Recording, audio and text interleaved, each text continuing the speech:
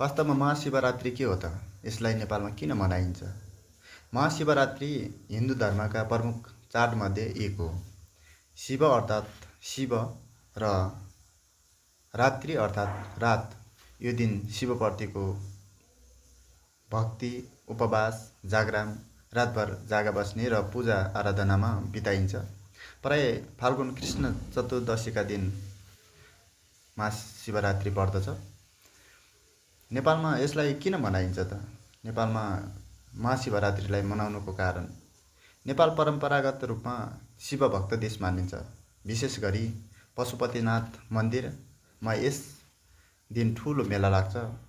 देश विदेशबाट हजारौँ भक्तजन र साधुहरू आउँछन्। शिवप्रतिको आस्था, शिवलाई संहार तथा पुनः सिर्जनका देवता मानेर कृपा प्राप्तिको कामना।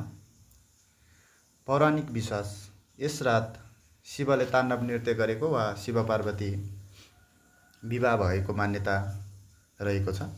यसको धार्मिक साधना चाहिँ उपवास, ध्यान, भजन कीर्तन, धूप दीप, बेलपत्र चढाउने आदि। यसको सांस्कृतिक एकता, नेपाली समाजलाई धार्मिक तथा सांस्कृतिक रूपमा जोड्ने अवसरको रूपमा महाशिवरात्रिलाई लिइन्छ। यसरी महाशिवरात्रि श्रद्धा, संयम र आध्यात्मिक साधनाको पर्वको रूपमा मनाइन्छ।